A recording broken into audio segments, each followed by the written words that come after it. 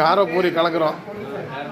அதுக்கு அதில் வந்து பொரி, சாம்பார் பொடிங்க, சின்ன வெங்காயம், அப்புறம் நிலக்கடலைங்க, மிக்சரு எல்லாம் போட்டு தேங்காய் எண்ணெய் ஊற்றி கலக்குறோங்க. சாப்பிட்டா நல்லா இருக்கும். நாங்கள் சாப்பிட்டு பார்த்துட்டு சொல்கிறோம். இப்போ மிக்சர் போட போகிறோம்.